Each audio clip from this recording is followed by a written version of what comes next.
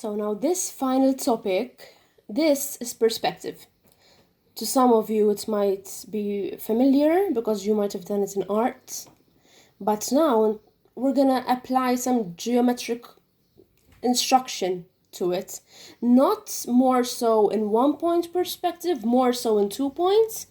So you can say, 1 point is the easier perspective, and it's not going to involve so much instruction as 2 points. Nonetheless, 2 point is not that hard either. It's just until you get it. So, perspective. Perspective projection is a projection where all lines seem to disappear off into a single point. This results in a variety of visual effects of an object. Imagine when you're going through a tunnel, how the further end of it seems so small, right? In these terms of perspective, we'd consider that a vanishing point. I'm going to explain what a vanishing point is. But the closer you get to it, the closer it is, the bigger it appears. The further away it is, the smaller it is. I'm going to take you back to, let's look at this picture, for example. The closer the objects are, the bigger they seem. The further away they are, the smaller they get. Okay? So literally, it's like a tunnel. You're going through a tunnel. Another example of a 1 point. Look, this one is not as closed off, you can say, as this one on the top one. Because this one has this, you can call it like this, the backdrop over here, the back wall over here, is of a wider range. So though they're still going in, it doesn't seem as closed off. But nonetheless, they're both 1 point perspective. Why 1 point? Because look at them. It's like they're all going towards 1 point. All directions move towards the same, all directions are towards the same point. Now, there are no parallel lines in this plane since they all converge at the vanishing point, at the same 1 point. The further away the object gets, the smaller it appears to be. This is how we actually see the real world, like I said, like for example the tunnel. Not just the tunnel, the tunnel is just one example. So it is a very realistic projection. 1 point perspective. A drawing that is of 1 point perspective contains only one vanishing point on the horizon line. So the vanishing point would be the point that all lines go towards. And the horizontal line is the line on which the vanishing point lies.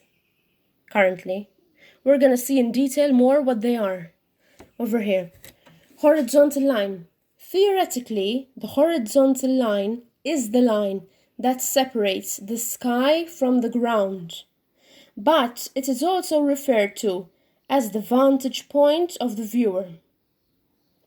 Vanishing point, the point that all lines lead to.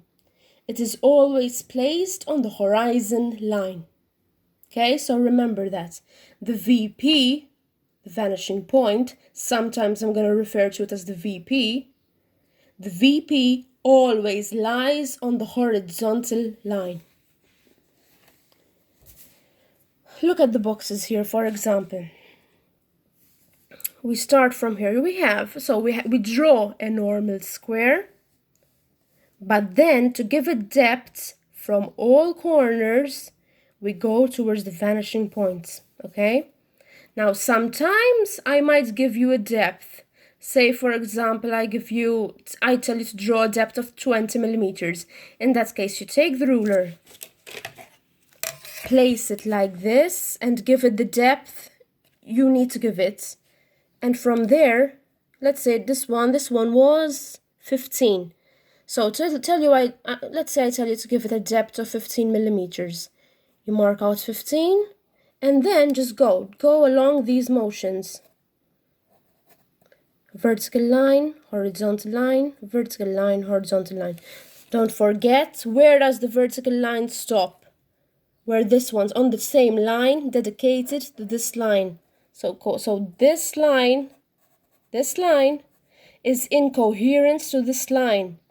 So if the vertical line stops on this line,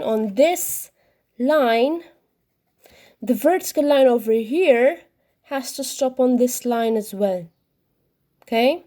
If this horizontal line stops with this line, this horizontal line has to stop with this line as well.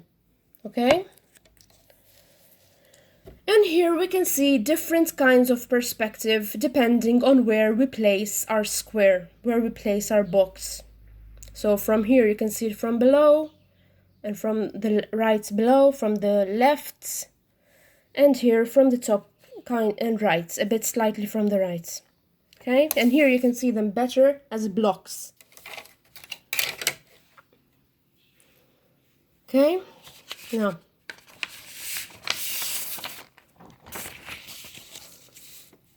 this first exercise. So, using the 2D projections given below, construct the perspective drawings for each one. The depth is of your choosing, okay? So the depth for these exercises will be of your choosing, except for this one. Because this one, I've given you the depth, 25, okay? But for the T, for the C, for the hexagon, and for the sword, okay, you pick your own depth. Now, remember that the X is the point of reference, okay? So, this means that if I have X here, find where X is on the diagram. X here belongs to this point over here. So you know you're going to start the sword from here. So you're going to start like this. Okay, you're going to start the sword from there. As per other topics, the letters are points of reference. If the X starts over here, it means X is starting from this point. So you start from this point. Okay? Same goes for all the exercises of 1 point perspective. Okay?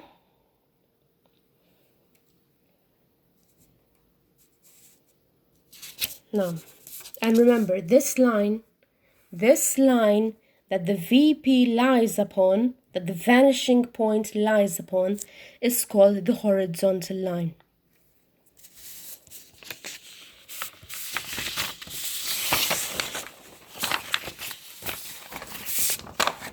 Now, in regard to this exercise, for the vanishing point, you're going to find the center of this big square and place the vanishing point there, as is indicated over here. Okay? So, an X, you find the VP. This measurement, you take it by estimate, is basically half. Look. They're like half, okay? These two sides are equal, so it's like you halve it, okay? Other dimensions that you need but are not listed, you have to take at an estimate, okay?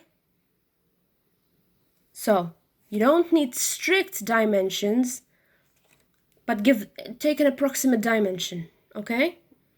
You don't even need to follow you don't need to take the ruler and say, I'm gonna go up, let's say 80 millimeters.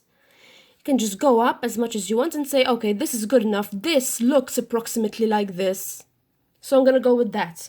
It's okay if it's a little off here and there, the dimensioning, the spacing, it's okay. As long as the image looks similar, okay? The dimensions here, as I said, take them at an approximate value. Now, here where you need to divide it into a number of sections, where you need to divide this part into, let's see, 1, 2, 3, 4, 5, 6, 7, 8, you can just use a division of a line and divide it up into 8, okay?